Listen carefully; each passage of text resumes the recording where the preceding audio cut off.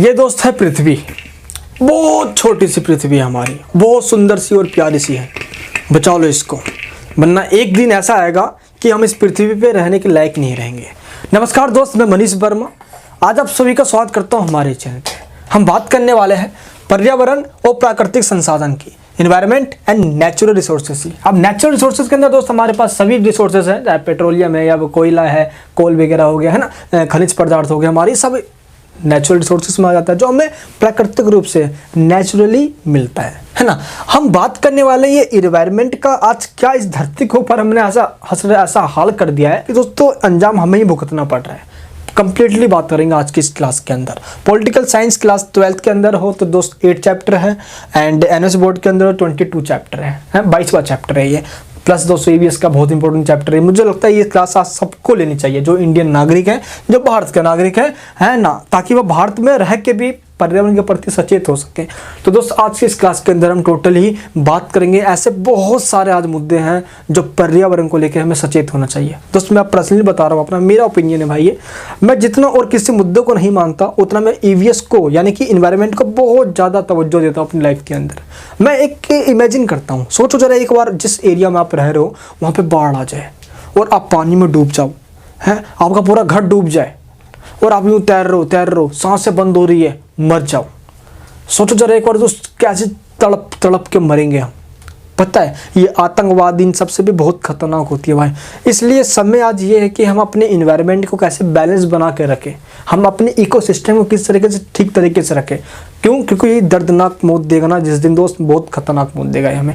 चले दोस्त खैर हम बात करते हैं। सबसे पहले ऐसे आज कैसी कंडीशन आ गई है, टोटल हम सब कुछ समझेंगे, ठीक है। चलिए दोस्तों सबसे पहले बात करते हैं। तो आज सबसे बड़ी चीज जो है आज पूरी दुनिया के अंदर वो है क्या?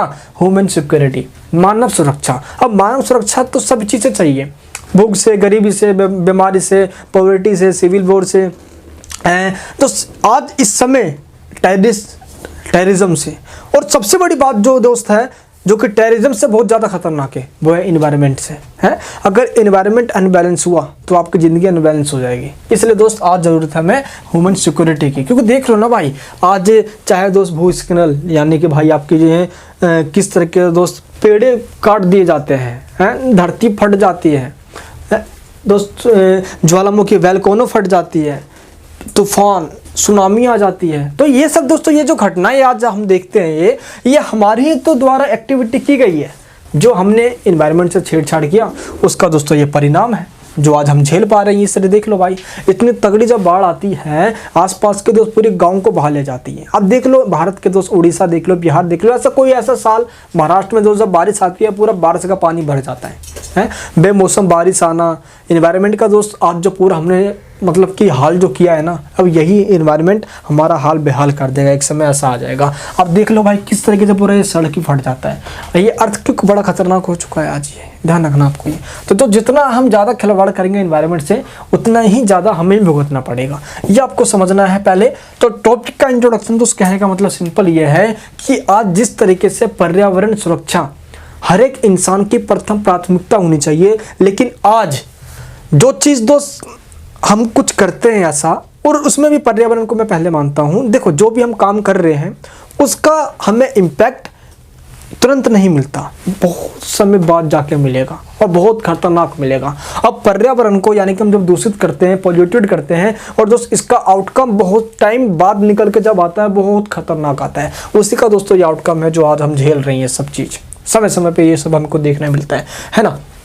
इस तरह के दोस्तों नेचुरल डिजास्टर्स के जितने भी होते हैं ये सब घटनाएं, इन सब के हम जो है ना मेन रीज़न वो हम सब हैं और ये आप सब जानते हो, है ना। तो आज हम बात करेंगे कौन कौन से ऐसी चिंताएं हैं, है ना, कंसर्न्स हैं जो आज पूरी दुनिया के लोग सोच भी रहे हैं, और इसके क्या सॉल्यूशंस हैं आज के इस क्लास के अंदर बात करने वाले हैं। सबसे पहले दोस्तों बताना चाहूँगा, अभी मैंने आपको स्टार्टिंग में दिखाया इस अर्थ के बारे में बताया मैंने आपको। ये पृथ्वी बहुत छोटी है हमारी, इसको बचा के रखना है, बहुत खूबसूरत है ये, है ना, हरियाली छा रखी है यहाँ पे, है ना। दोस्त पॉइंट हमारा क्या है कि environmental concerns in world politics, विश्व राजनीति में ये जो पर्यावरण की चिंता है वो किस बात को लेकर है। इससे पहले ये देख लीजिए शकल इनका। ये अमेरिका के राष्ट्रपति थे, 33वें राष्ट्रपति। 1945 में इन्होंने एक बात कही। क्या बात कही? हर राज्य का लक्ष्य विकास और पर्यावरण संरक्षण होना चाहिए। जितनी भी कंट्रीज है वर्ल्ड के अंदर, उनका एकमात्र लक्ष्य होना चाहिए डेवलपमेंट और डेवलपमेंट इस तरीके से करो ताकि जो हमारा इन्वायरमेंट है उसको भी हम क्या करें, सिक्योर रखें, यानी कि बैलेंस में रखें। पर्यावरण संरक्षण, सस्टेनेबल डेवलपमेंट की कहीं ना कहीं बात आ जाती है दोस्त। इनके ही जैसे और भी बहुत सारे विचारक, बुद्धिमान विचारक, थिंकर्स, बुद्धिजीवी, इंटेलिजेंट पर्सन, तो इन सभी दोस्तों क्या क्या इंटेलेक्चुअल रूप से मतलब कि एक जगह मीटिंग करी, और ये मीटिंग क्लब ऑफ रोम में करी। रोम इटली की कैपिटल, इटली की राजधानी है, और इसी पूरी मीटिंग को क्लब ऑफ रोम के नाम से जाना गया।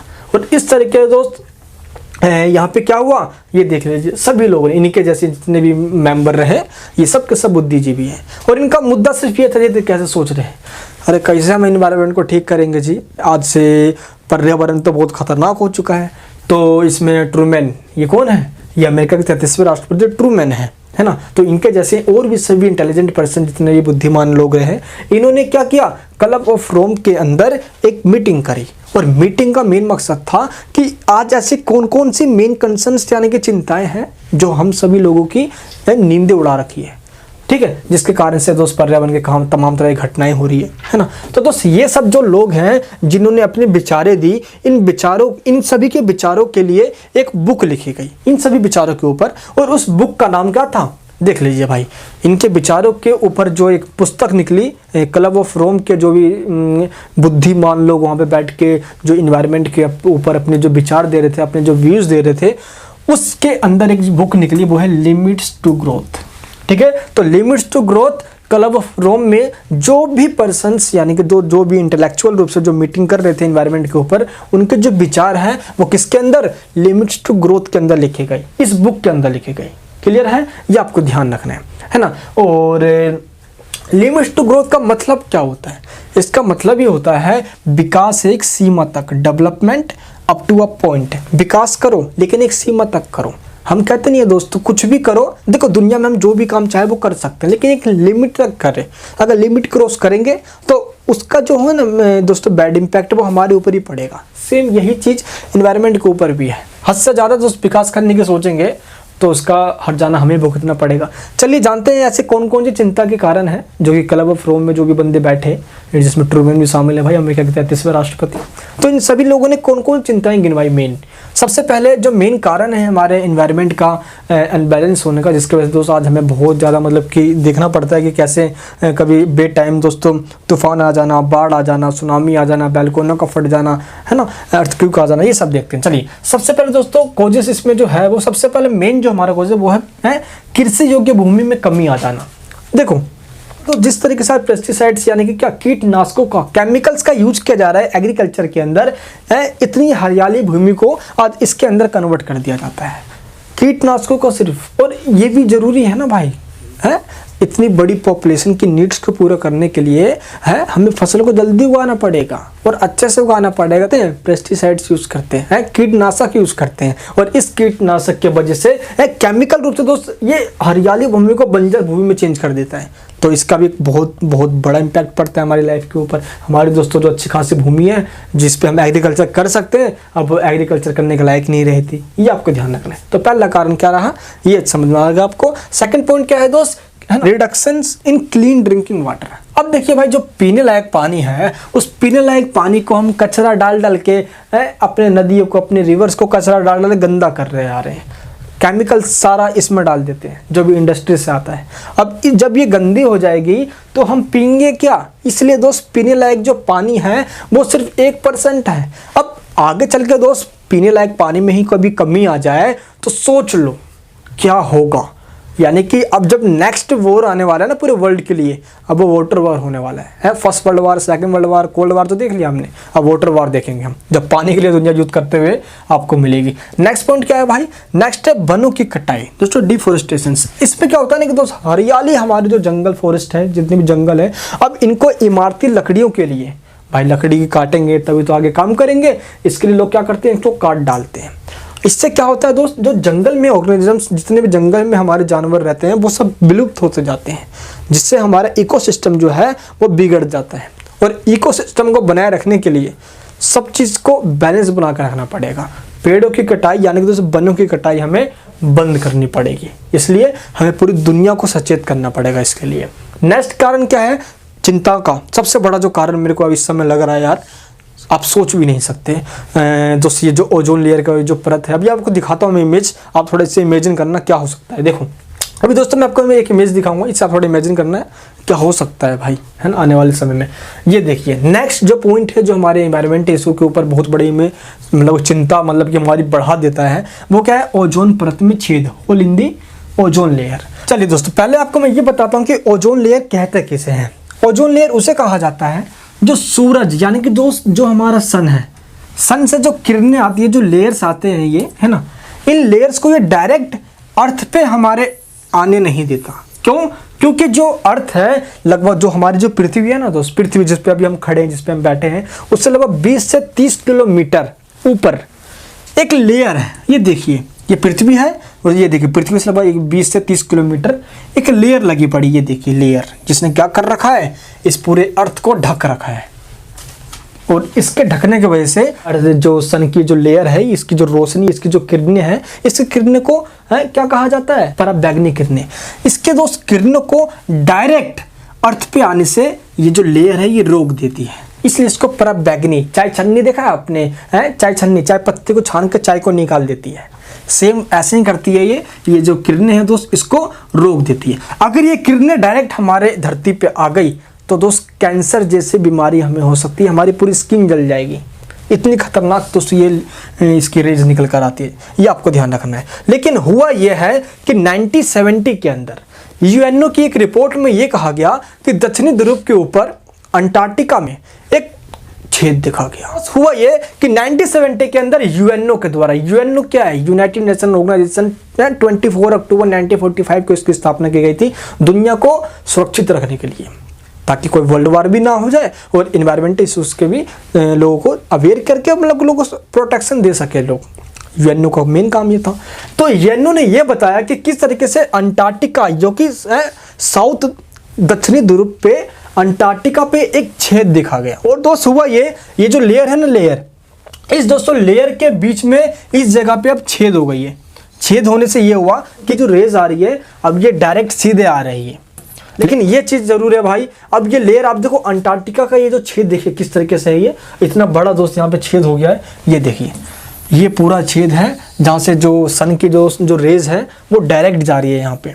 अब इसके वजह से अब ये रेस तो अंटार्कटिका में जा रही है, अब यहीं से निकल के पूरी अर्थ पे फैल रही है। इससे मैंने क्या बताया आपको, स्किन भी जल सकता है, कैंसर तक महा बीमारी भी हो सकती है। आपको एक चीज़ दिखाता हूँ मैं, ये देखते पहले, जब यहाँ से ये डायरेक्ट आएगा तो ये देखिए कैसे, अगर आपके हाथ पे आ गया तो पूरा हाथ जला देगा, मुंह पे आए तो पूरी मुंह जला देगी, कैंसर तक बीमारी ला देगी। तो दोस्तों पराबैंगनी किरणों को आने से रोक देती है। क्या करते हैं ये दोस्तों, जो अल्ट्रावायलेट जो रेज होती है उसको रोक देती है क्या, ओजोन लेयर। लेकिन समय समय पे क्या हो रहा है दोस्त, ये बढ़ता जा रहा है। ये देख लीजिए आप, ये जो भी ग्रीन एरिया है ये तो हमारा पूरा अर्थ है, लेकिन ये जो ब्लू एरिया आपको दिखा रहा हूँ यहाँ पे मैं, ये पूरा इसका क्या है, छेद वाला पार्ट, होल हो चुका है। यहाँ पे आपको मैं एक चीज दिखाता हूँ, इमेज, यहाँ पे आप अच्छे समझ जाओगे कि समय समय पे कैसे एवरी ईयर इसके जो होल है ये बढ़ता जा रहा है।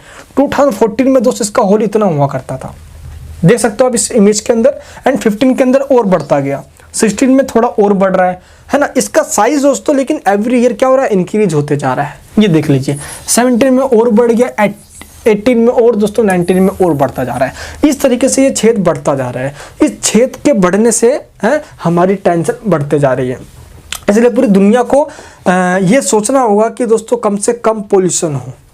विकास के नाम पे, जितनी इंडस्ट्रीज के नाम पे दोस्त हम जितना ज़्यादा पोल्यूशन करेंगे उतना ज़्यादा ही ओजोन लेयर को दिक्कत होगी, और दोस्तों इस तरीके से हमें खतरनाक बहुत दिक्कत आएगी। अब देख लो ना भाई, इंडस्ट्री से यानी कि जो भी कारखाने फैक्ट्री से होते हैं, अब उनसे सारा केमिकल डायरेक्ट ही नदियों में डाल दिया जाता है, पानी गंदी हो जाती है। अब पानी के अंदर भी तो भाई जीव रहते हैं यार, मछलियाँ, देखो सारे जो ऑर्गेनिजम्स जो पानी में रहा करते हैं, अब उनको तो खतरनाक, उससे तो दिक्कत हो जाएगा, इससे इकोसिस्टम बिगड़ जाएगा। ये ध्यान रखना भाई, इकोसिस्टम में सभी चीज़ को लेकर चलना पड़ता है। तराजू को बराबर करना है तो दोनों पलड़े बराबर होने चाहिए, वरना दिक्कत हो जाएगा। अब इंडस्ट्री का सारा पानी केमिकल इसमें डाल दोगे तो नदियों में जो जीव रहते हैं, पानी के जीव, वो मर जाएंगे, इकोसिस्टम बिगड़ जाएगा, सारे जीव विलुप्त हो जाएंगे, गायब हो जाएंगे। तो दोस्त आज समय ये है कि इन सभी चीज़ों के बारे में बारे में सोचना पड़ेगा हमें। आने वाले समय दोस्तों सोचने का टाइम नहीं देगा। अब देखो ये बात तो ठीक है, पानी के जीव की जहाँ से बात ही आई, तो एक बात आपको और बताता हूँ मैं।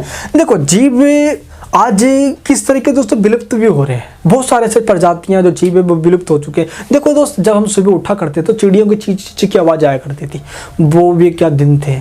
उठने के टाइम ही मज़ा आ जाता है। लेकिन शहरों में आज तो सुनने को टाइम ही मतलब सुनने को मिलता ही नहीं। हाँ गांव वगैरह में मिलते होंगे, लेकिन यार हम तो शहर में रहते, शहर में बिल्कुल भी नहीं। हम तरस जाते हैं सिर्फ एक आवाज़ के लिए। लेकिन पहले हम उठते थे तो उस चिड़िया की चींची की आवाज़ से, और दिन हाँ क्या मज़ा आता था उस समय। लेकिन अब तरस जाते तो चिड़िया की आवाज़ तक नहीं मिलती। सारे प्रजातियाँ विलुप्त होते जा रही, चील बात सब खत्म होते जा रहे।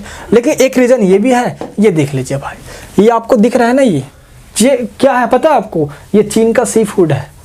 चीन, वही चीन भाई, चाइना है, फादर ऑफ कोरोना, याद रखना है आपको, ठीक है। ये देख लीजिए भाई, किस तरीके से देख लीजिए, इनका शक्ल देखिए भाई।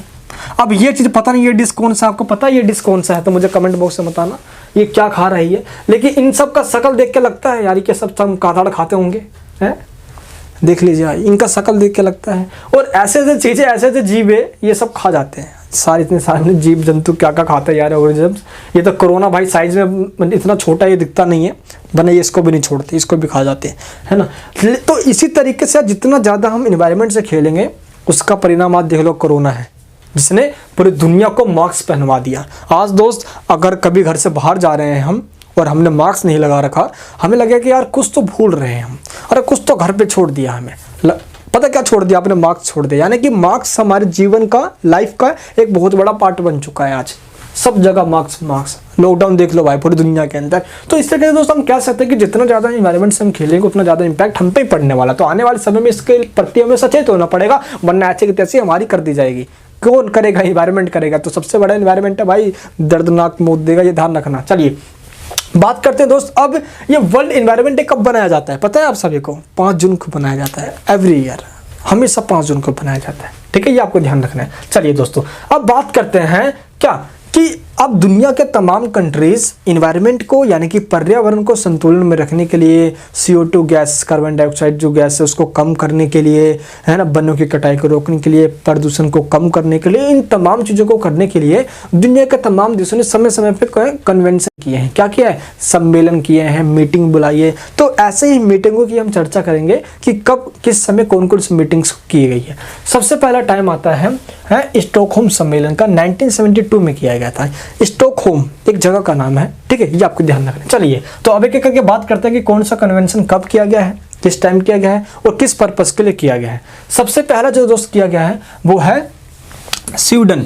ये है दोस्तों स्वीडन, और स्वीडन की जो कैपिटल है वो है स्टॉकहोम। यहाँ पर क्या होता है, 1972 में एक मीटिंग होती है, और इस मीटिंग का मेन पर्पस था कि किस तरीके से जो पर्यावरण या जो इन्वायरमेंट का जो इशू है ना, इसको किस तरह सोल्व किया जाए, पॉल्यूशन को कम किया जाए, है कार्बन डाइऑक्साइड जो गैस है इसको कम, इसका जितना ज़्यादा से प्रोडक्शन होगा उतना ज़्यादा हमारे लिए खतरनाक होगा। ये है विश्व का जो तापमान है, टेम्परेचर वो बढ़ता जाएगा।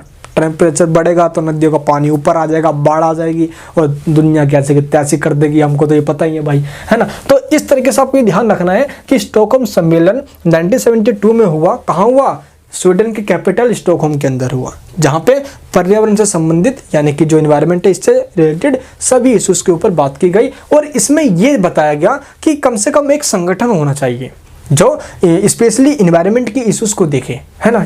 इस तरीके से UNO की एक एजेंसी बनाएगी। मैंने अभी बताया था ना कि UNO एक अंतर्राष्ट्रीय संगठन है जिसके अंदर 6 इसके मेन पार्ट है, अंग है, और तमाम तरह की इसकी एजेंसी है। तो इसकी एक एजेंसी बनाई गई। उस एजेंसी का नाम क्या रखा? UNEP, United Nation environment programme. क्या रखा? संयुक्त राष्ट्र पर्यावरण कार्यक्रम। इसके तहत दुनिया के तमाम देशों के द्वारा मिलाकर क्या किया गया दोस्तों? पर्यावरण कार्यक्रम चलाया गया। सबसे पहला जो कोशिश किया गया वो UNEP के रूप में किया गया। चलिए दोस्तों अब बात करते हैं अपने नेक्स्ट पॉइंट पे। नेक्स्ट क्या है? वेटलैंड 1983 एक कमीशन बनाई गई। किसके द्वारा? UNO के महासयोग के द्वारा। ये दोस्तों महासभा की मीटिंग हो रही है और इसके द्वारा ये कहा गया कि एक वेटलैंड आयोग बनाया जाना चाहिए। इस आयोग को 1983 में बनाया गया और इस आयोग के द्वारा ही 1987 के अंदर एक रिपोर्ट दी गई। उस रिपोर्ट का नाम था आवर कॉमन फ्यूचर, हमारा एक समान भविष्य, हम सब का एक समान भविष्य है, क्योंकि इन्वायरमेंट एक ऐसा इशू है जिसके ऊपर कोई एक स्टेट या किसी एक कंट्री का अधिकार नहीं है, या एक कंट्री के बस के नहीं है इसको ठीक करना। दुनिया के तमाम स्टेट, दुनिया के तमाम सभी कंट्री मिलकर ही इसको ठीक कर सकते हैं, ये आपको दोस्त ध्यान रखना है, ठीक है। तो 1987 के अंदर आवर कॉमन फ्यूचर एक रिपोर्ट निकाली गई, किसके द्वारा है, वेटलैंड आयोग के, ठीक है। तो 1987 के अंदर दोस्त जब ये रिपोर्ट आई तो इस रिपोर्ट के अंदर सस्टेनेबल डेवलपमेंट, किसके बारे में, सतत विकास कह लो या टिकाऊ विकास कह लो, दोनों एक ही है, लेकिन इंग्लिश में इसको सस्टेनेबल डेवलपमेंट कहते हैं। तो दोस्तों 1987 में है यूएनओ के द्वारा डिफाइन किया गया सस्टेनेबल डेवलपमेंट की डेफिनेशन को। इसका मतलब ये होता है आज की ज़रूरतों को पूरा करते हुए आने वाली पीढ़ियों की ज़रूरतों को अनदेखा ना करना। यानी कि आज जो हम रिसोर्सेज को यूज कर रहे हैं, जैसे पेट्रोल हो गया, कोयला हो गया, उसको इस तरीके से यूज करो ताकि आने वाली जो हमारी जनरेशन है उसको भी इसका फ़ायदा मिले। ऐसा नहीं कि आज ही हम सब कुछ ख़त्म कर दे और हमारे बच्चे गाड़ी की जगह साइकिल पे घूमे, ये आपको ध्यान रखना है, ठीक है। चलिए, तो इसमें जो डेफिनेशन दी गई यूएनओ के द्वारा, स्पेशली बता रहा हूँ, वो है sustainable development is development that meets the needs of the present without compromising the ability of future generation to meet their own needs. यानी कि दोस्त हम अपनी आज की ज़रूरतों को इस तरीके से पूरा करें ताकि आने वाली जो हमारी जनरेशन है उनके दोस्त नीड्स से कोई कॉम्प्रोमाइजिंग या दोस्तों उनकी नीड्स को कोई खतरा ना हो, उनकी भी फुलफिल हो और हम भी अपनी जरूरतों कर लें। तो इस तरीके से संसाधनों का यूज करना चाहिए। ऐसा नहीं कि आज हम इतना यूज कर ले कि सारे खत्म ही कर डालें, ये आपको ध्यान रखना है। बाकी पता है क्या दोस्त, रिन्यूएबल और नॉन रिन्यूएबल, हम जब दोस्तों बात करते हैं नवीकरणीय और अनवीकरणीय संसाधनों की, तो ये बहुत इंपॉर्टेंट पार्ट आ जाता है सस्टेनेबल डेवलपमेंट के अंदर। देखो अब ये होता क्या पता है आप सभी को, रिन्यूएबल और नॉन रिन्यूएबल। चलिए अपने शब्दों में बताता हूँ। रिन्यूएबल यानी कि लव मैरिज, एक बार प्यार कर लो किसी से, दोबारा भी मिल जाएगी आपको, तो दोबारा मिल तीसरी भी मिल जाएगी आप सभी को, है ना। यानी कि एक बार जिसको यूज कर ले तो उसको फिर से बनाया जा सकता है। हवा, पानी, ये सब तो खत्म कहाँ से होगा भाई, सूरज की रोशनी ये सब खत्म थोड़ी हो जाएगा, ये तो फिर से बनाया जा सकता है ना। तो ये हो गया लव मैरिज वाली। अब दोस्तों बात करते हैं नॉन रिन्यूएबल यानी कि अरेंज मैरिज वाली, अनवीकरणीय। यानी कि एक बार ये हो गया खत्म तो भाई फिर से नहीं बनेगा ये। अरे दोस्तों एक बार शादी हो गई तो थोड़ी अब किसी और से करेगा भाई, बंद गए ना, वैसे सेम तरीका यही है। तो अनवीकरणीय मतलब क्या होता है, ऐसे रिसोर्सेस, ऐसे संसाधन अगर एक बार खत्म हो गए तो दोबारा नहीं आएंगे। ये पेट्रोल देख लो भाई, है, पानी देख लो। आप ऐसा कहते हैं कि हम पानी खत्म नहीं होगा, बहुत सारा पानी है, पीने वाला पानी खत्म हो गया तो कहाँ से आएगा। और देखो जो भी हमारे जो रिन्यूएबल रिसोर्सेस है उनको भी एक बार हमने बहुत हद से ज़्यादा यूज कर लिया तो वो भी खत्म हो सकते हैं, ये आपको ध्यान रखना है। क्लियर है। तो रिन्यूएबल और नॉन रिन्यूएबल रिसोर्सेज को इस तरीके से यूज करना है ना, ताकि आने वाली जो हमारी पीढ़ी है उसको भी इसका फायदा पहुंचना चाहिए। क्लियर दोस्त, ये आपको ध्यान रखना है। तो वेटलैंड जो आयोग है, जो वेटलैंड कमीशन है, इसने रिपोर्ट दी 1987 के अंदर। इसमें सस्टेनेबल डेवलपमेंट की डेफिनेशन को बताया गया कि ताकि आज हम अपने जो नीड्स उसको पूरे भी करें, साथ ही जो आने वाली जो जनरेशन है उसको ध्यान में रखते हुए करें, है ना। तो इस रिपोर्ट को पब्लिश किया गया फाइनली 27 अक्टूबर 1989 को। लेकिन इस रिपोर्ट को यूएनओ के द्वारा ये जो सस्टेनेबल डेवलपमेंट है इसकी डेफिनेशन 1987 को ही बता दी गई। क्लियर दोस्त। चलिए अब बात करते हैं हम रियो अर्थ समिट 1992। इससे पहले आपको ये फिर से बता देना चाहता हूं मैं कि एनवायरनमेंट ही एक ऐसा इशू है जिसके ऊपर कोई भी एक कंट्री, एक अकेला जिम्मेदार नहीं है। ये पूरी दुनिया मिलकर ही इसको ठीक कर सकती है, ये ध्यान रखना आप सभी को, ठीक है। चलिए अब हम बात करते हैं, इंटरनेशनल मुद्दा है भाई ये तो, है ना। चलिए दोस्तों अब बात करते हैं रियो अर्थ समिट।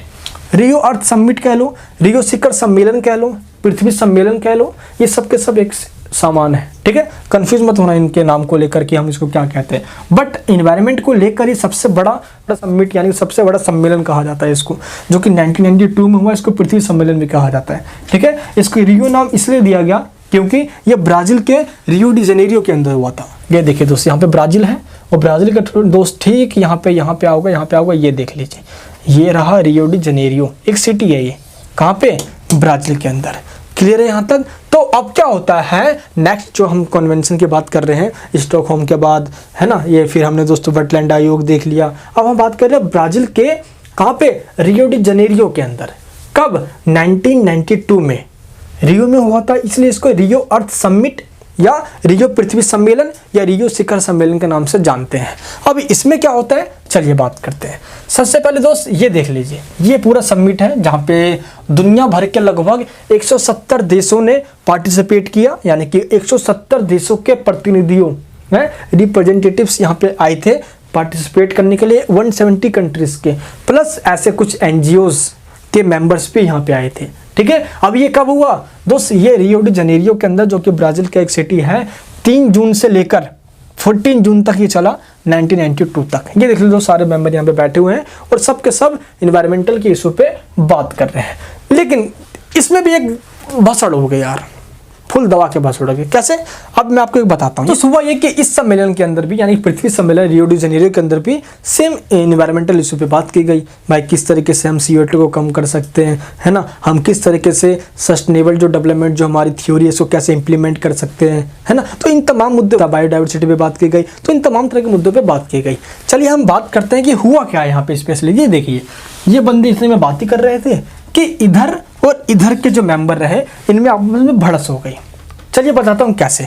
ये देखिए, इधर के जो लोग हैं ये सब डेवलप्ड लोग हैं, यानी कि जो डेवलप्ड कंट्री है, विकसित देश है, जो जैसे कि है अमेरिका, ब्रिटेन, फ्रांस, जर्मनी, पुर्तगाल, स्पेन, रसिया, रूस। तो दोस्त इस तरीके से हम कह सकते हैं कि ये सब जो कंट्री है ये सब अमीर कंट्रीज हैं, जिसने ऑलरेडी अपना इतना विकास कर लिया है एनवायरनमेंट की ऐसी तैसी कर करके, पोल्यूशन कर करके। तो इन सभी का ये कहना था कि इधर के जो कंट्री है दोस्त, ये जो विकासशील जो डेवलपिंग कंट्रीज हैं, जो अभी तक विकास कर रहे हैं, ये सब पिछड़े कंट्री हैं, जो बैकवर्ड है, यहाँ पे गरीबी महामारी ज़्यादा है, ये सब विकास अभी कर रहे हैं, है ना। तो इन्होंने ये कहा कि विकसित कंट्री यानी कि जो डेवलप्ड कंट्री है, इन्होंने सभी इल्जाम यानी कि सभी जो है ना मुद्दा वो विकासशील कंट्रियों पे थोप दिया और ये कह दिया इन्होंने विकासशील देशों को, जो भी गरीब वगैरह हैं, कि इनकी जो जनसंख्या बढ़ रही है ना, जिससे कि संसाधनों को, जो रिसोर्सेज उसका ज़्यादा यूज़ किया जा रहा है, इसी वजह से जो इन्वायरमेंट का जो मतलब कि ना जो बैलेंस वो बिगड़ता जा रहा है।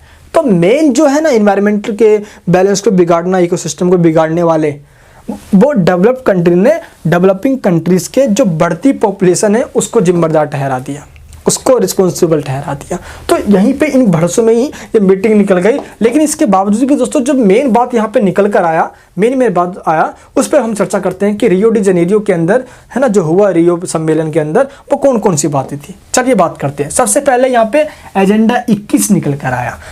एजेंडा 21 का मतलब है यहाँ पे सबसे मेन 21 बातें कही गई जो कि इन्वायरमेंट को लेकर बहुत ज़्यादा इंपॉर्टेंट थी। ठीक है, ताकि हम अपने पर्यावरण को कैसे संतुलन में ला सकते हैं। क्या कहा गया, टोटल 21 बातों में कहा गया, इसलिए इसको एजेंडा 21 कहा जाता है कि हमारा टोटल 21 एजेंडा होगा, है ना। अभी बताता हूँ उनमें से मेन कौन कौन से थे। एंड सेकेंड जो बात कही गई वो कही गई पर्यावरण और विकास पर रियो घोषणा ये हमेशा के लिए होगा, यानी कि पर्यावरण और विकास पे हम हमेशा बात करते रहेंगे, है ना। विकास इस तरीके से करेंगे ताकि हमारा जो इन्वायरमेंट है उस पर कोई बड़ा इम्पैक्ट ना पहुंचे, है ना, ये आपको ध्यान रखना है। नेक्स्ट जो इसमें सबसे बड़ी बात थी, क्लाइमेट चेंज के ऊपर एक ऑर्गेनाइजेशन बनाया गया जिसका नाम था UNFCCC। इसका मतलब क्या हुआ, जलवायु परिवर्तन पर संयुक्त राष्ट्र फ्रेमवर्क कन्वेंशन, यानी कि United Nations framework convention on climate change, जो कि दुनिया में जो भी जलवायु परिवर्तन हो रहा है ना, क्लाइमेट जो चेंज हो रहा है वो किस वजह से हो रहा है, इसका मेन रीज़न क्या है और इसमें कैसे रिफॉर्म किया जा सकता है, इन सभी चीज़ों को लेकर एक कमीशन बना दी गई, एक एजेंसी बना दी गई, किसकी, UNO की।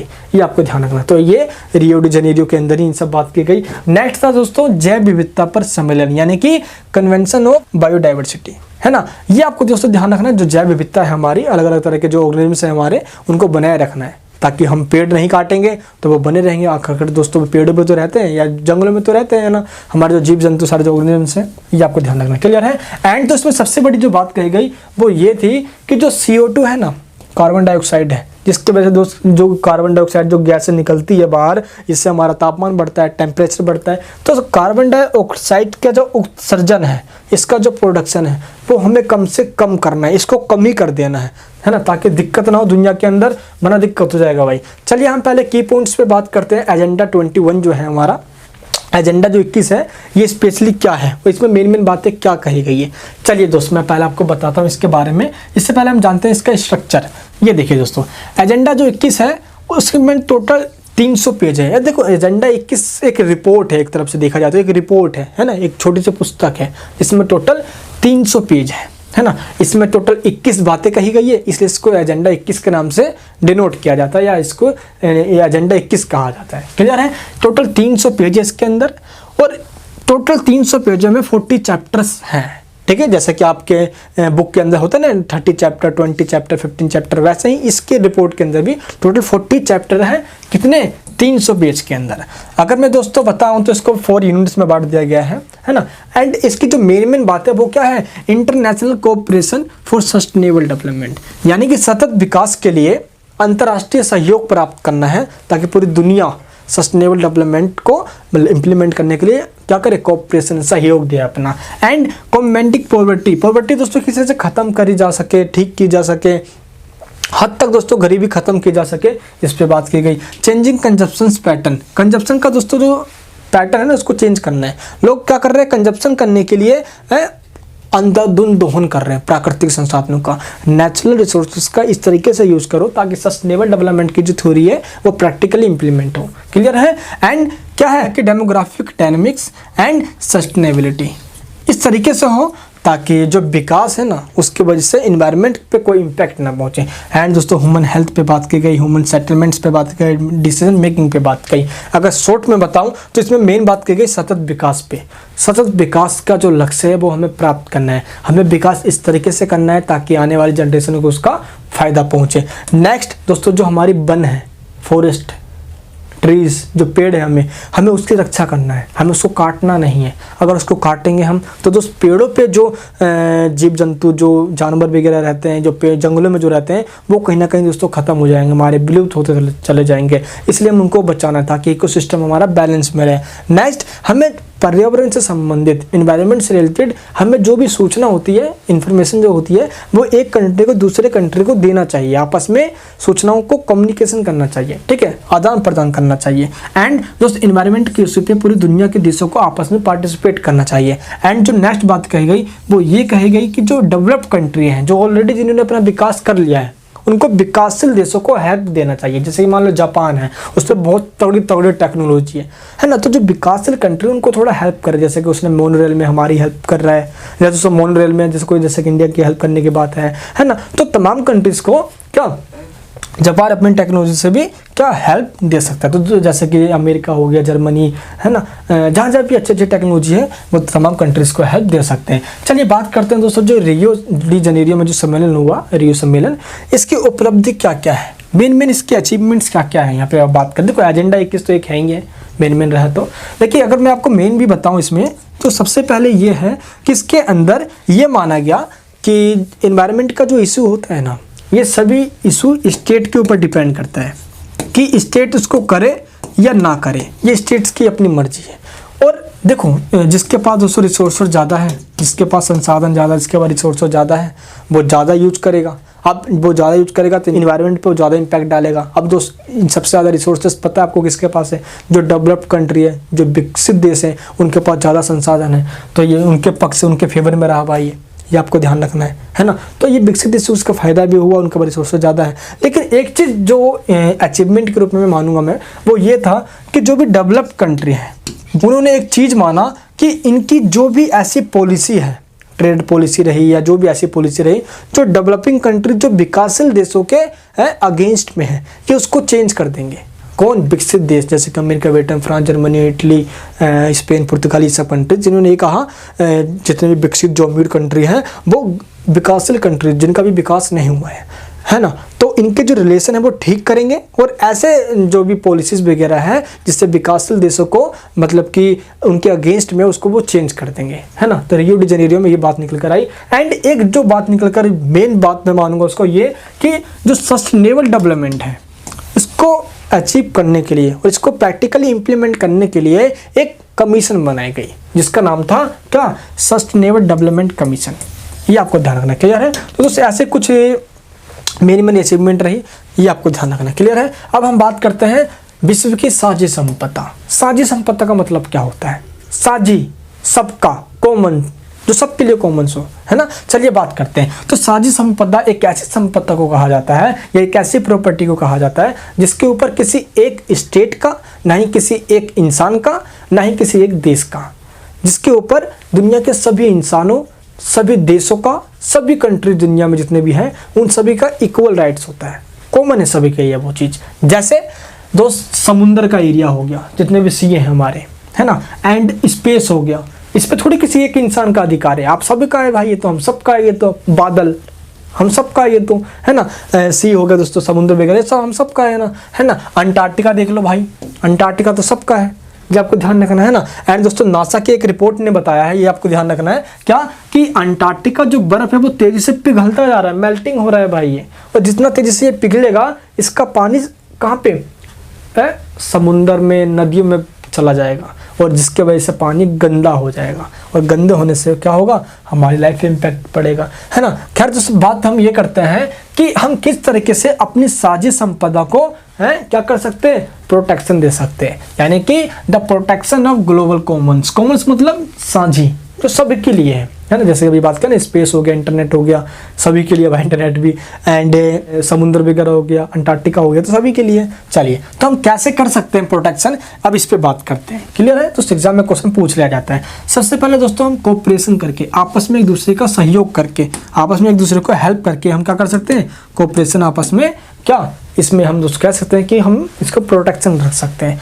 और इसके लिए जो समय समय पे काफ़ी ट्रीटी भी हुई है, ताकि हम अपने जो ग्लोबल कॉमन्स, हमारे जो भी प्रॉपर्टी, ये सिंपल कह सकते हैं, रिसोर्सेस हमारे जो हैं उसको कैसे प्रोटेक्शन रखें, इसके लिए भी काफ़ी बार ट्रीटी हुई है। जैसे एग्जांपल देता हूँ, अंटार्कटिका की ट्रीटी। कौन सी?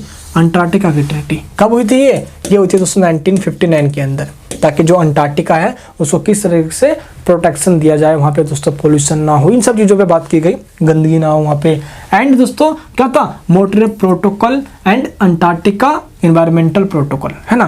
तो दोस्तों ये जो है मॉन्ट्रियल प्रोटोकॉल, इसको कब किया गया था, जिसको मार्टियल भी कहा जाता है, ये दोस्त 1987 में ट्रीटी हुई थी, एंड आगे चल के अंटार्कटिक एनवायरमेंटल प्रोटोकॉल किया गया। तो ये सब जो तमाम जो ट्रीटी हो रहे हैं, जैसे कि अंटार्कटिका को लेकर, तो उनको प्रोटेक्शन देने के लिए किए जा रहे हैं। तो ये ट्रीटी का आपको नाम याद रखना होगा। क्लियर है। एंड दोस्तों समुद्र के ऊपर भी यूएनओ के द्वारा किया गया। दोस्तों और जो बात कही गई, ये कही गई कि अंटार्कटिका के ऊपर या दोस्तों अंटार्कटिका के रास्ते जो भी ट्रेड एक्टिविटी की जा रही है वो नहीं की जाएगी। ट्रेड एक्टिविटी, है ना, ये आपको ध्यान रखना है। क्लियर है। एंड यूएनओ के द्वारा 1982 के अंदर एक कानून बना दिया गया, एक नियम बनाया गया, एक लॉ बनाया गया। लॉ ये था कि एक कंट्री है, मान लो उस कंट्री के पास कोई भी समुंदर है, कोई सी है, तो उस समुंदर के, यानी कि उस देश से उसके समुंदर का लगभग 200 किलोमीटर का जो एरिया होगा, मान लो कि ये एक देश है और यहाँ पे इसका समुंदर है और इसका 200 किलोमीटर का एरिया यहाँ तक आता है, तो वो देश, ये देश अपने इस समुंदर का लगभग 200 किलोमीटर का एरिया ही अपने पर्सनल यूज के लिए यूज कर सकता है। ठीक है। तो दोस्त ये कह दिया गया यूएनओ के द्वारा, है ना, 1982 के अंदर एक लॉ बनाकर कि ये देश अपने देश के पास का जो समुंदर है, जो सी है, उसका सिर्फ 200 किलोमीटर का एरिया ही उस देश के अंडर में आएगा और उसके वो पर्सनल यूज कर सकता है। अदरवाइज ये जो बची का इलाका ये सभी का होगा, ये ध्यान रखना है। ठीक है। ऐसे नहीं ये पूरे पानी को यूज़ करेगा और ये हो जाएगा, तो ये यूएनओ द्वारा कानून बनाएगा। इसलिए दोस्तों जो हमारी पनडुब्बी वगैरह होती है, जो सबमरीन होती है, वो हमारे एरिया तक ही रहती है ना। बाकी एरिया किसी और देश के पास में, तो ये एरिया उस देश का माना जाएगा, ये एरिया उस देश का माना जाएगा, तो अलग अलग एरिया बढ़ जाता है सभी देशों के लिए। ठीक है। ये आपको ध्यान, जैसे कि हमारी सबमरीन अगर उसके पास चले गए दोस्तों, हमारी सबमरीन को उड़ा दी जाती है, और उसकी सबमरीन हमारे पास आई तो हम उसकी सबमरीन को उड़ा देते हैं, ये हो जाता है। क्लियर है। एंड ये भी कहा गया इसके अंदर, है ना, कि जो वेस्टर्न कंट्रीज हैं उनको डेवलपिंग कंट्रीज को हेल्प देना चाहिए टेक्नोलॉजी के मामले में, है ना, ताकि दोस्तों वो भी जो साझी संपदा है उनका भी दोहन ना करें।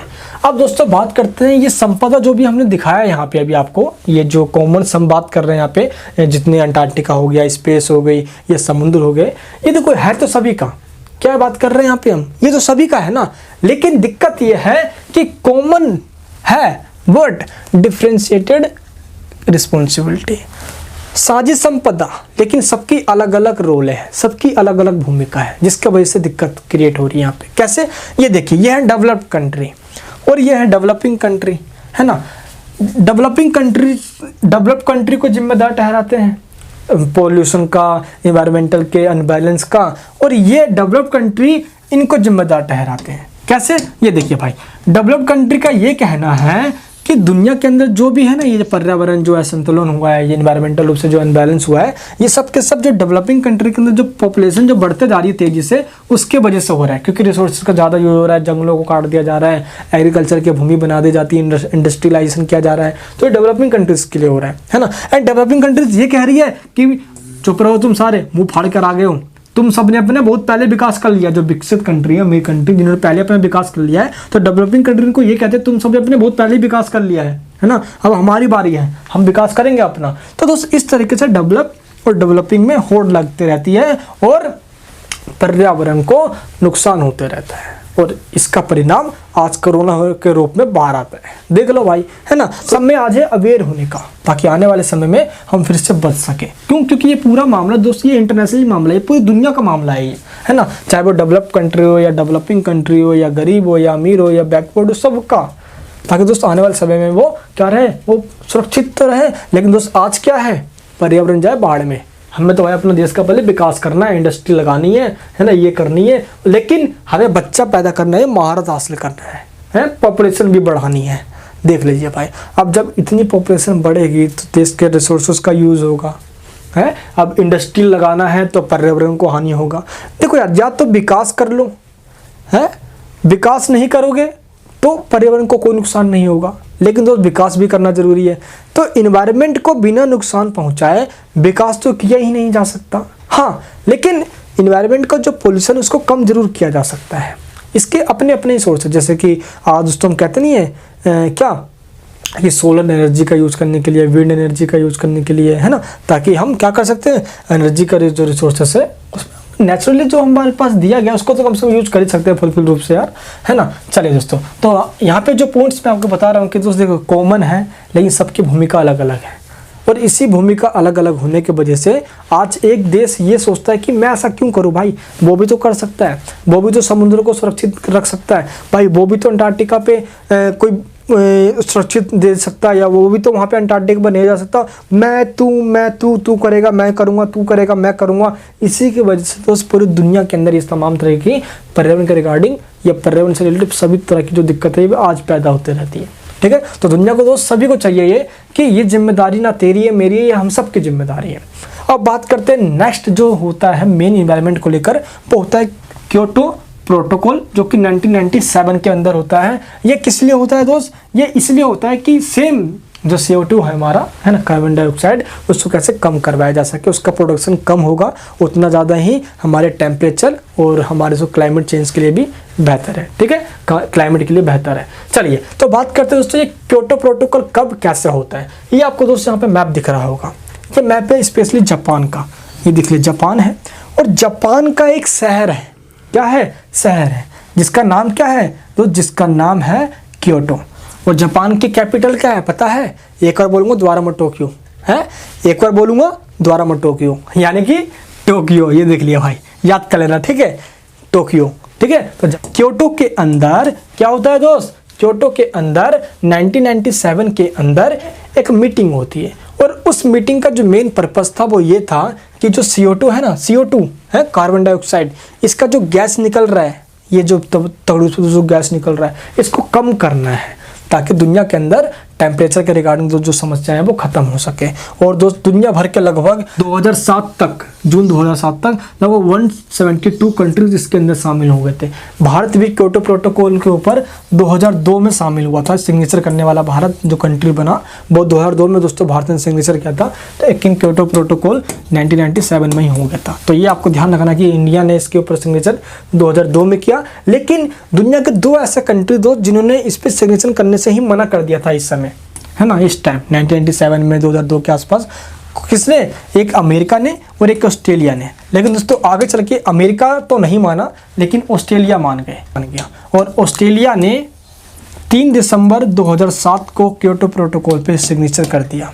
इस प्रकार से क्योटो प्रोटोकॉल जो मेन मकसद था जो CO2 को कम करना, तो पूरी दुनिया के लोगों ने डिसाइड कर लिया कि सभी देशों ने डिसाइड कर लिया कि हम कम से कम 5% जो टोटल हमारे देश के अंदर प्रोडक्शन होता है CO2 का, उसका 5% हम कम करेंगे, है ना। तो कहीं ना कहीं दोस्तों एक लक्ष्य, एक पर्पस तो निर्धारित कर लिया कम से कम, ये हुआ। चलिए तो इस प्रकार मैं आपको अब दिखा देता हूँ एक बार टोटल लिस्ट कि दुनिया भर के अंदर कहाँ पे कितने सम्मेलन कन्वेंशन हुए हैं एनवायरनमेंट को लेकर। अभी जो सबसे पहले हमने बात किया कौन सा, स्टॉकहोम सम्मेलन 1972 के अंदर, पृथ्वी शिखर सम्मेलन 1992 है ना, रियो डी जेनेरियो ब्राजील के अंदर हुआ, रियो डी जेनेरियो में, ये हमने देख लिया। एंड क्योटो प्रोटोकॉल अभी दोस्तों हमने देख लिया CO2 को लेकर, है ना, 1997 में हुआ था क्योटो, कहाँ पे, जापान का एक सिटी है। एंड दोस्तों हमने देखा, हमने जोहान्सबर्ग सम्मेलन 2002 में हुआ था दक्षिण अफ्रीका के अंदर। ये सब के सब जो भी बता रहा हूँ सब के सब इन्वायरमेंट को ही लेकर हुए हैं, ठीक है। एंड मार्टियल सम्मेलन जो कि 2005 में हुआ, मार्टियल कहाँ, कनाडा के अंदर, ठीक है, मार्टियल याद रखना है आपको। नेक्स्ट दोस्तों बाली सम्मेलन, ये काफ़ी इंपॉर्टेंट है, जो कि 2007 के अंदर इंडोनेशिया में हुआ। बाली दोस्त इंडोनेशिया का एक शहर का नाम है, और बाली जो सम्मेलन होता है ये मेनली क्लाइमेट चेंज के ऊपर हुआ, ये आपको ध्यान रखना है। तो नेक्स्ट हुआ कोपेनहेगन सम्मेलन 2009 के अंदर, कोपेनहेगन डेनमार्क के अंदर है। ये जो हुआ था ये किस लिए हुआ था, कोपेनहेगन सम्मेलन इसलिए हुआ था दोस्त, ये स्पेशली 2009 में हुआ था कोपेनहेगन सम्मेलन, है ना। कोपेनहेगन सम्मेलन इसलिए किया गया जो कि डेनमार्क के अंदर है, 2009 में हुआ था, ये देख लीजिए भाई। ये इसलिए हुआ था क्यों, क्योंकि दोस्तों ये जो क्योटो प्रोटोकॉल है जिसको 1997 में किया गया था, ये 2012 में ख़त्म होने वाला था, तो 12 में ख़त्म हो जाएगा। तो इससे पहले ही ऐसा कोई हम नया पॉलिसी लेके आएंगे, कोई नया कन्वेंशन करेंगे ताकि क्योटो प्रोटोकॉल की जगह वो ले ले, ठीक है। तो इसलिए कोपेनहेगन कन्वेंशन किया गया था 2009 के अंदर। लेकिन दोस्तों आप देख सकते हो कि पेरिस सम्मेलन चल रहा है अभी, भारत भी इसमें शामिल है। दुनिया के अंदर जो भी क्लाइमेट चेंज के ऊपर एंड पर्यावरण के ऊपर उनको जो हमारे दोस्तों क्लाइमेट है एंड CO2 गैस को कम करना, पेड़ों की कटाई को कम करना, इन सभी चीज़ को लेकर अभी पेरिस के अंदर जो सम्मेलन हुआ जिसमें मोदी जी भी गए थे, तो ये भी मेन चल रहा है इसमें, है ना, पेरिस सम्मेलन के नाम से जाना जाता है। क्लियर है, ये आपको ध्यान रखना है, क्लियर है। नेक्स्ट दोस्तों कानकुन सम्मेलन, ये जो कानकुन जो है दोस्तों जगह का नाम है जो कि मैक्सिको के अंदर है। ये सम्मेलन 2010 के अंदर हुआ था। एंड दोस्तों डरबन जलवायु परिवर्तन सम्मेलन 2011 के अंदर दक्षिण अफ्रीका के अंदर हुआ था। एंड दोस्तों रियो 20 सम्मेलन जो कि 2012 में हुआ, ठीक है, ये आपको ध्यान रखना है। तो दोस्तों इस तरीके से सारे जो आपको मैंने बताया ये सभी सम्मेलन हुए हैं, है ना। एंड दोस्तों ये जो आपको बताया मैंने कोपेनहेगन सम्मेलन, इसके अंदर अमेरिका शामिल नहीं हुआ था, ठीक है, ये आपको ध्यान रखना है। चलिए तो एक एक करके इन सब हमने जितने भी कन्वेंशन इन सब की बात कर ली है। अब हम बात करते हैं, कन्वेंशन तो आराम से बैठकर होता है, सभी उस पर विचार विमर्श करते हैं, बातचीत करते हैं। अब ऐसे कुछ मूवमेंट्स हुए हैं, आंदोलन हुए हैं, बड़े बड़े लोग आ गए हैं, इसके अंदर NGO शामिल होते हैं। किसके द्वारा, NGO के द्वारा, नॉन गवर्नमेंट ऑर्गेनाइजेशंस के द्वारा। ये देख लीजिए भाई, सड़कों पे आ जाना, जैसे कि कहते हैं कि लिसन टू द पीपल है, नोट पोल्यूटर्स, क्या बात है भाई, है।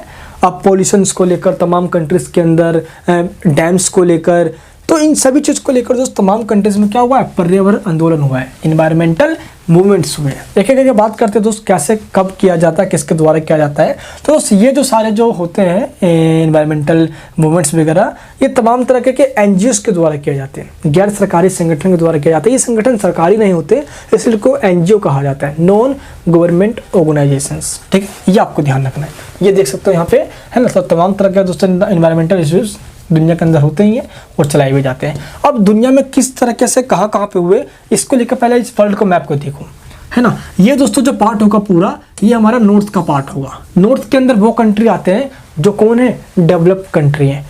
उत्तरी यानी कि विकसित देश, जिसके अंदर दोस्तों रूस हो गया, अमेरिका हो गया, ब्रिटेन हो गया, फ्रांस हो गया, जर्मनी हो गया, स्पेन हो गया, पुर्तगाल हो गया, सभी कंट्री आ जाते हैं, ठीक है। एंड जो साउथ के अंदर है ये सभी डेवलपिंग कंट्रीज हैं, डेवलपिंग कंट्रीज है ये सब, जिनका विकास नहीं हुआ, इसलिए इनको विकासशील कहा जाता है। तो एक तरफ ये कंट्रीज जिनका विकास हो चुका है और ये विकास करते जा रहे हैं अपना, जिसके लिए हम इसको विकसित या डेवलप्ड कंट्री कहते हैं। एंड दोस्तों जो साउथ में है, जो दक्षिण में है, ये सब थोड़ा विकासशील कंट्री है, गरीब कंट्री है सब यार, है ना, जिनका भी विकास करना है ना। तो सबसे पहले बात करते हैं कि जो गरीब कंट्री यानी कि दोस्तों जो विकासशील कंट्री है, स्पेशली गरीब में इसको इसलिए कह रहा हूँ क्योंकि यहाँ पे मेजोरिटी ऑफ पीपल गरीब है, ठीक है, बेरोजगारी की समस्या से जूझ रही है। तो हम बात करते हैं जो साउथ के हैं सबसे पहले कंट्री, जो विकासशील जो डेवलपिंग कंट्री है, उनकी क्या हालत है। वहाँ पे एक ऐसे कौन से NGOs वगैरह हैं जो मूवमेंट्स कर रही है ना, पर्यावरण यानी कि एनवायरनमेंट को लेकर। देखिए ये दोस्तों हमारा पूरा अर्थ है, हम बात करें किसके, साउथ की है। तो ये दोस्तों हमारा जो पार्ट है ये हमारा पूरा साउथ का पार्ट है, ठीक है। तो साउथ पार्ट पे हम बात करेंगे कि कौन से ऑर्गेनाइजेशन है जो संगठन कर रहे हैं। पहले बता देता हूँ कि साउथ के अंदर ऐसे कौन से कंट्रीज है जहाँ पे ऐसे स्पेशली संगठन देखे गए हैं और जो पर्यावरण के ऊपर बात कर रहे हैं। जैसे दोस्तों ब्राज़ील, चिली, है ना, Malaysia, Mexico, India, Indonesia, and Africa. ये दोस्तों जो कंट्री बता रहा हूँ, इन कंट्रीज के अंदर जो मैंने आपको नाम बताया प्लीज नोट डाउन कर लेना। इन कंट्रीज के अंदर एनवायरनमेंट को लेकर, पर्यावरण को लेकर आंदोलन चलाए जाते हैं। और ऐसे कुछ संगठन जो फेमस संगठन है ना, उनका नाम बताता हूँ आपको। वो है WWF। क्या नाम है इसका? WWE मत लिख देना, WWF है, ठीक है, वर्ल्ड वाइल्ड लाइफ फंड, जो कि जैसे जो भी कोई आंदोलन चला रहा हो उसको ये फंड देने का काम करते हैं, फाइनेंशियल हेल्प देने का काम करते हैं, ठीक है। नेक्स्ट है दोस्तों EDF। EDF का मतलब क्या हुआ? इन्वायरमेंटल डिफेंस फंड, है ना, उनको सुरक्षा देने के लिए ये सब फंड देते हैं, है ना। तो ये सब के सब NGO हैं जो कि इन्वायरमेंटल से रिगार्डिंग जो भी कहीं दोस्तों चल रहा हो उसकी हेल्प देने का काम करते हैं। नेक्स्ट एक और ऐसा ही एक और NGO है जिसका नाम क्या है? FSC। FSC का मतलब क्या हुआ? Forest stewardship council. Stewardship council का मतलब क्या होता है? इसका मतलब क्या होता है? स्टूवर्ड का मतलब होता है जो खिदमतगार या प्रबंधक, है ना, या जैसे ना एक मैनेजर होता है, मैनेजर, बैंक मैनेजर कैसे भी करके, है ना, ऐसा होता है। तो एक तरफ से ये जो संगठन है FSC, ये भी एक मैनेजर की तरह है, खिदमतगार की तरह काम करता है, जो कि जो फॉरेस्ट काट दिए जाते हैं, जंगलों को काटने का मतलब जो पेड़ों को काटा जाता है, ये उसको रुकवाने का, उसको बंद करने का काम करता है, ताकि कोई पेड़ पौधे ना काटे, है ना, कोई ट्रीज को ना काटे। इसलिए इसका नाम फॉरेस्ट स्टूवर्डशिप काउंसिल रखा गया है। इसमें दोस्तों दुनिया भर के 1993 के अंदर 300 लोगों ने इसको मिलकर बनाया था, ठीक है। लेकिन आज दोस्त ये संगठन जो है ये कहाँ पे है? मैक्सिको के आक्सा नगर के अंदर है, ठीक है दोस्त। आक्सा एक नगर है भाई, एक सिटी कह सकते हो आप, फिर दोस्त। चलिए अब हम बात करते हैं कि इसी के अंदर, इस संगठन के अंदर जो आपको मैं बता रहा हूँ, ये दुनिया भर के 50 कंट्री में फैल गया। ये तो बना मैक्सिको के आक्सा नगर से, है ना। 1993 में सिर्फ 300 लोगों ने बनाया था, देखो भाई। लेकिन अब ये दुनिया भर के लगभग 50 कंट्री में बैठ गया, है ना। लेकिन इसका जो मेन काम है वो है जंगलों के जो पेड़ है उनको काटने से बचाना, उनको रोकना। अगर दोस्तों मैं भारत में ही बात करूं तो देखो भारत में किस तरह का चिपको आंदोलन चलाया गया था, जिसमें सभी जो महिलाएं हैं भारत की, है ना, ये उत्तराखंड के टिहरी गांव से शुरू हुआ सिर्फ, है ना, जहाँ पे सभी महिला क्या हुई? पेड़ों से चिपक गई। जो ठेकेदार वगैरह पेड़ काटने के लाए थे, है ना, उनको दोस्तों क्रिकेट के औजार को टूल्स बनाने थे, ठेकेदार थे वो सब के सब, तो वो टूल्स बनाने के लिए पेड़ काटना चाहते थे, औजार बनाने के लिए पेड़ काटना चाहते थे। तो उस गांव के टिहरी गांव की सभी महिला चिपक गई पेड़ों से। उन्होंने बोला कि पहले हमें काटो फिर पेड़ों को काटना। अब दोस्त देखते तो ये पूरे उत्तराखंड में, कुमायूं वगैरह सब में फैलता चलेगा, पूरे भारत में फैल गया। इसका इम्पैक्ट पूरी दुनिया में फैला। 1970 का डिकेड था, 1972 के आसपास ये होना स्टार्ट हुआ और पूरी 1970 के डिकेड, 1970 के दशक में, 1970 के दशक में फैलता चला गया। तो एक इन्वायरमेंट के लेकर काफ़ी दोस्त सोचने वाले एक महिलाओं ने, है ना, बहुत मतलब दुनिया को एक पॉजिटिव मैसेज दिया। जब ये महिला ऐसे कर सकती है, ऐसे वुमेन्स कर सकते हैं, तो दुनिया के तमाम लोग क्यों नहीं कर सकते? इसलिए इसको द चिपको मूवमेंट्स यानी कि चिपको आंदोलन के नाम से जाना जाता है, ठीक है। चलिए अब बात करते हैं हम जो नॉर्थ के कंट्रीज हैं। अभी तो हमने साउथ कंट्रीज की बात कर ली, जैसे भारत वगैरह, ब्राजील, है ना, चिली वगैरह, इन सब की बात कर ली हमने अभी। अब हम बात करते हैं, आपको पता चिली कहाँ है? ये देखिए चिली, ये रहा, ये देखिए मिर्ची का आकार का है ये देखिए, इसलिए इसको चिली कहा जाता है, ठीक है। चलिए भाई अब हम बात करते हैं नॉर्थ वाले हैं सारे ऊपर में, ये सारे विकसित कंट्री। अगर मैप में दिखाऊं तो इस साइड में ये देखिए पूरा यूरोप, और ये वाला जो पूरा पार्ट है अमेरिका, कनाडा वगैरह। इधर दोस्तों आपके जो मेन जो रहे उसके अंदर वो कौन रहे?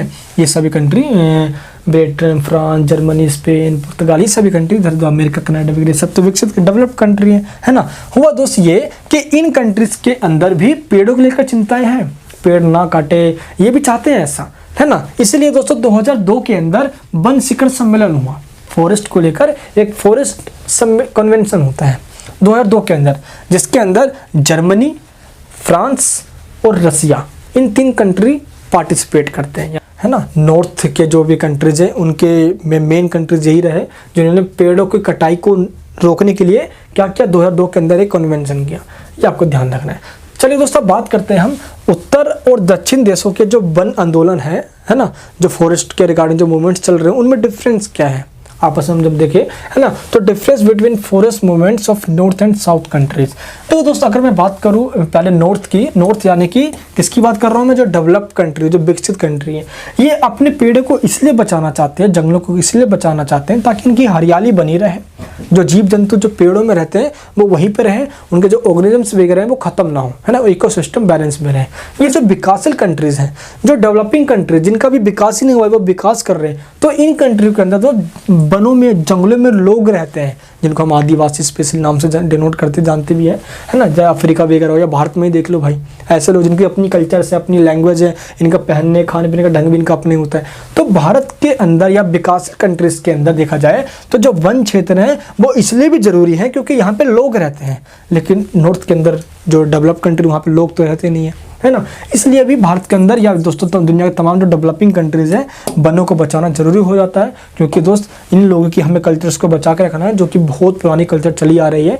क्योंकि देखो हमारा अपना पहनना खाने पीने का तरीका बोलने का तरीका बिल्कुल अलग होता है, लेकिन इन लोगों का अपना खाने पीने का तरीका लगभग आज से 2-3 हज़ार साल पहले से मैच करता है ना, जैसे पहले वो करता था वो भी आज ये भी सेम ऐसे करके बोलते भी खाते भी हिंगा लोला झिंगा लोला होते नहीं ऐसे, तो ऐसा करना पेड़ों पे दोस्त पेड़ों के पत्तों से कपड़े बना के पहन लेना, सेम इस तरीके से ये भी ऐसे ही करते हैं। ये आपको दोस्त ध्यान रखना है, क्लियर है। तो इनके कल्चर्स को बचाने के लिए डेवलपिंग कंट्रीज को ये चाहिए ताकि वो पेड़ पौधों का ध्यान रखे, जंगलों को काटे ना बिल्कुल भी, ताकि जो प्रजातियाँ वहाँ पर जंगलों में रह रही है वो विलुप्त ना हो जाए। अब हम बात करते हैं बड़े बड़े बांधों को लेकर भी, इसको भी लेकर डैम्स को लेकर भी काफ़ी मूवमेंट चलाए गए हैं, जैसे कि बड़े बड़े बांधों को लेकर भी क्या हुए आंदोलन चले हैं दोस्तों, एजिटेशंस अगेंस्ट बिग डैम्स जो भी बनाए गए। जैसे कि दोस्तों मैं आपको बात बताऊं है ना, डैम्स जब बनाए जाते हैं तो मेन जो डैम्स बनाए किस लिए जाते हैं ताकि डैम्स बना के पानी को रोक लें और एक जगह से पानी गिराए ताकि नीचे टरबाइन लगा के बिजली पैदा कर सके। जैसे देखो यार जो ब्रह्मपुत्र रिवर है और वहाँ पे चाइना क्या कर रहा है, डैम बना रहा है ताकि वहाँ पे नीचे टरबाइन लगाएगा वो और वहाँ से बिजली उत्पादन करेगा, इलेक्ट्रिसिटी का प्रोडक्शन करेगा वो। इसलिए दोस्त ऐसे ऐसे बांध बनाकर पानी को डायरेक्ट ही गिरा कर नीचे टरबाइन लगा दिए जाते हैं ताकि बिजली पैदा की जा सके, है ना। लेकिन इस डैम के वजह से जो आसपास के लोग रहते हैं उनको एक जगह से दूसरी जगह शिफ्ट होना पड़ता है, इससे उनके लाइफ पे बहुत तगड़ा इम्पैक्ट पड़ता है, इसलिए डैम्स का काफ़ी अपोज किया जाता है ना। एंड दोस्त दुनिया के तमाम कंट्रीज़ के अंदर भी नदियों के पानी को लेकर आसपास के एरिया जंगलों को लेकर बचाने को लेकर भी आंदोलन होते रहे हैं। जैसे आपको एग्जांपल दूं मैं तो दोस्त ऑस्ट्रेलिया में फ्रैंकलिन एक रिवर का नाम है फ्रैंक, है ना, तो दोस्त इसको बचाने के लिए इसको में कोई डैम ना बने और इसके आसपास का जो भी जंगल है जितने भी फॉरेस्ट दिख रहे हैं इनको सेफ रखने के लिए 1980 के अंदर क्या हुआ एक मूवमेंट चलाया गया। ये आपको ध्यान रखना है, कहाँ पे दोस्त, ऑस्ट्रेलिया के फ्रैंकलिन रिवर में, ठीक है, ये आपको ध्यान रखना है। और दोस्त इसी तरीके से अगर देखा जाए तो ऐसे ही और भी कंट्री हैं, जैसे ही कौन है, थाईलैंड हो गया, साउथ अफ्रीका हो गया, टर्की हो गया। इन देशों के अंदर भी जो डैम्स वगैरह हैं उनके लिए भी काफ़ी अपोज किया जा रहा है, उनके लिए भी काफ़ी मूवमेंट चलाया जा रहा है ना। एंड सबसे बड़ी बात यह है कि पानी को लेकर अभी भी विवाद चल ही रहे हैं, है ना, और तमाम कंट्री में विवाद होते भी रहता है। अब जैसे कि हमारे देश के अंदर भी देख लो, भारत के अंदर भी अपने ही देश के अंदर अपने स्टेट्स के द्वारा भी हमेशा झगड़े फसाद होते रहते हैं। जैसे कि देख लो भाई, हरियाणा पंजाब दिल्ली सरकार के बीच आपस में पानी को लेकर झगड़ा होने जाए, तो तमाम तरह के होते रहते झगड़े यार। अब दुनिया के देश की बात बताऊं मैं, है ना, तो ये देख लीजिए भाई, इजराइल को देख लो, सीरिया को देख लो और जॉर्डन को देख लो। इन तीनों देशों के बीच नदी के पानी को लेकर, पानी के बंटवारों को लेकर हमेशा लड़ाई झगड़ा होते रहता है, इजराइल, सीरिया और जॉर्डन। ये आपको ध्यान रखना है दोस्तों, ठीक है, क्लियर है। अब ये देखिए, ये जो आपको मैप दिखा रहा हूँ ये जॉर्डन का है ना। अब यहाँ पे देखिए जॉर्डन में भी क्या हो रहा है, डैम बना देते हैं ऐसे करके, जहाँ पे भी काफ़ी अपोज किया जा रहा है, क्लियर दोस्त। अब हम बात करते हैं नर्मदा बचाओ आंदोलन का। भारत के अंदर भी डैम बनाए गए, 1970 का जो दशक रहा, इस डिकेड्स के अंदर भी भारत के अंदर भी नर्मदा नामक जो हमारी बांध बनाई जा रही थी। अब दोस्तों नर्मदा जो हमारी नदी है भाई, इसके ऊपर बांध बना दी गई, ये देख लीजिए भाई, बांध बना दी गई। अब दोस्तों बांध बना के पानी को रोका जाएगा तो आसपास के जो लोग रह रहे हैं वो कहाँ पे जाएंगे भाई, है ना। अब लोगों ने भाई खड़े हो गए, अब सेव नर्मदा, है ना, अब नाम से नारे लगने स्टार्ट हो गए और इस तरीके से सभी लोग खड़े हो गए, नर्मदा बचाओ आंदोलन चलाया गया। और हुआ ये कि दोस्त नर्मदा बचाओ आंदोलन का बहुत बड़ा इम्पैक्ट पड़ा, ताकि जो डैम्स को ना बनाया जाए, है ना, इससे लोग के लाइफ पे इम्पैक्ट पड़ता है, लोग एक जगह से दूसरी जगह शिफ्ट होना पड़ जाता है। तो इस तरीके से काफ़ी डैम्स को अपोज भी किया गया। तो दुनिया के तमाम कंट्रीज ने डैम्स को, रिवर्स के पानी को लेकर, ट्रीज को लेकर, इनको सेव करने के लिए, सेव इन्वायरमेंट, सेव वाटर, तमाम तरीके के आंदोलन करते रहे समय समय पे, ये आपको ध्यान रखना है दोस्तों। अब बात करते हैं हम India stand on environmental issues. Bharat का क्या स्टैंड है इन्वायरमेंटल इशूज़ को लेकर, चलिए इस टॉपिक पर बात करते हैं। काफ़ी इंपॉर्टेंट टॉपिक है, ध्यान रखना है, एग्जाम के अंदर क्वेश्चन ये पूछ लिया जाता है, ठीक है दोस्त। चलिए सबसे पहला पॉइंट है, भारत ने इन्वायरमेंटल कोड्स बना रखे हैं भारत ने, पर्यावरण के लिए अदालतें बना रखी है भारत में। से स्पेशल बात ये है कि कहीं पे भी इन्वायरमेंट को लेकर कोई भी इशू होता है तो उनके मुद्दों को इन्वायरमेंटल कोर्ट्स में सुना जाता है। कहाँ पे? पर्यावरण अदालतें में सुना जाता है। नेक्स्ट दोस्तों, पर्यावरण हितैषी उत्पाद, यानी दोस्तों इन्वायरमेंट फ्रेंडली प्रोडक्ट्स। हम इन्हीं चीज़ों का प्रोडक्शन देने के लिए लोगों को प्रमोट करते हैं जिससे कि एनवायरनमेंट पे कोई इम्पैक्ट ना पहुँचे। जैसे कि दोस्तों हम सोलर एनर्जी की बात करते हैं तो वो काफ़ी अच्छा बेहतर भी है ना। हम दोस्त पेट्रोल की जगह डीजल की बात करते हैं। तो ऐसे चीज़ों का प्रमोट करो जिससे कि इन्वायरमेंट पे कोई गहरा या कोई हार्मफुली इम्पैक्ट ना हो हमारे इन्वायरमेंट, ये आपको ध्यान रखना। नेक्स्ट क्या है? हानिकारक कीटनाशकों पर प्रतिबंध लगाना, यानी कि दोस्त बैन और हार्मफुल पेस्टिसाइड्स। अब देखो, जब भी एग्रीकल्चर में दोस्त जब खेती करते टाइम जो पेस्टिसाइड्स जो डाले जाते हैं, कीटनाशक जो केमिकल्स के रूप में यूज किया जाता है, मैंने आपको स्टार्टिंग बताया था कि किस तरीके से वो हमारी उपजाऊ भूमि को, जो फर्टिलाइजर सिस्टम है उसको भी खत्म कर देता है वो, है ना। तो इसको भी हमने क्या किया है? हमने बैन कर दिया ऐसे केमिकल्स पे, ताकि हम उसका यूज भी ना करें, ना ही हमारी भूमि बंजर बन जाए। नेक्स्ट दोस्त, राष्ट्रीय कूड़ा प्रबंधन परिषद बना रखा हमने। क्या बना रखा हमने? नेशनल वेस्ट मैनेजमेंट काउंसिल बना रखा हमने। इस काउंसिल का काम क्या है कि भारत के अंदर कहीं पे भी कूड़ा वगैरह कोई प्रॉब्लम होती है तो उसको यही सॉल्व करता है। ठीक है, चलिए नेक्स्ट पॉइंट क्या है? पब्लिक लायबिलिटी इंश्योरेंस, यानी कि पब्लिक लायबिलिटी इंश्योरेंस की भारत के अंदर दोस्त अगर किसी को कोई भी दिक्कत होता है इन्वायरमेंटल रूप से तो उसका भी हमने क्या कर रखा है? इंश्योरेंस का सिस्टम बना रखा है। ठीक है, नेक्स्ट है मोटर वाहनों द्वारा प्रदूषण, यानी कि ऐसे मोटर व्हीकल्स जो कि पोल्यूशन करते हैं उस पर हमने बैन कर दिया है ना। जैसे कि देखो 15 साल से पुरानी, है ना, उससे भी ज़्यादा कोई पुरानी गाड़ी उसको हम बंद कर देते हैं। भारत में ऐसे कुछ गाड़ी है जो मोटर व्हीकल्स हैं जो कि काफ़ी पुरानी, जैसे 15 ईयर्स काफ़ी ओल्ड हो गई है, बंद कर देंगे, बैन कर देते हैं। 20 ईयर्स है, बैन कर देते हैं, है ना। तो पोल्यूशन का सिस्टम भी खत्म कर रखा है। और हम ज़्यादा पब्लिक जो ट्रांसपोर्ट है उसको प्रमोट करते हैं, है ना, किसको? पब्लिक ट्रांसपोर्ट को, ताकि पोल्यूशन कम से कम हो। नेक्स्ट दोस्त, होटल नियर सी शोर, यानी कि समुद्र तट के निकट ही होटल वगैरह पे हमने बैन कर दिया है। समुद्र के अगर पास में दोस्त अगर होटल होगा तो होटल में लोग खाएंगे पिएंगे सब कुछ ये सब करेंगे और समुद्र में ही फेंक डालेंगे, तो इससे क्या होगा? हमारा समुद्र का पानी गंदा होगा। तो हमने ये सब खत्म कर रखा है। ठीक है, नेक्स्ट क्या है? राष्ट्रीय नदी कार्य योजना, यानी कि national river action plan. River को देखरेख करने के लिए हमने एक पॉलिसी बना रखा है जो नेशनल लेवल में भारत जितने भी रिवर्स वगैरह है इन सबके देखरेख करती है, उनकी साफ सफाई का काम यही करती है। नेक्स्ट है तो सौर ऊर्जा आयोग, यानी कि सोलर एनर्जी कमीशन, ताकि जो सोलर एनर्जी है हमारी उसको हम प्रमोट कर सकें, है ना, ताकि जो सोलर रूप से, जो सूरज से, जो सन से जो आने वाली जो भी एनर्जी है हम उसको कंज्यूम करें और उससे से हम क्या करें? इलेक्ट्रिसिटी पैदा कर सकें। अब देखो भाई, केरल के अंदर पूरा एयरपोर्ट जो है वो सोलर एनर्जी पे चल रहा है, सबसे पहले केरल के अंदर किया गया और हम इसको प्रमोट भी कर रहे हैं। यूएनओ में दोस्त भारत की तारीफ भी की गई है इसके लिए, सोलर एनर्जी को प्रमोट करने के लिए। नेक्स्ट क्या है? सार्वजनिक स्थानों पर धूम्रपान निषेध करना, यानी कि no smoking in public places, है ना भाई, नो स्मोकिंग करना। अब स्मोकिंग पब्लिक प्लेस पे पूरा खत्म कर दिया गया भारत के अंदर।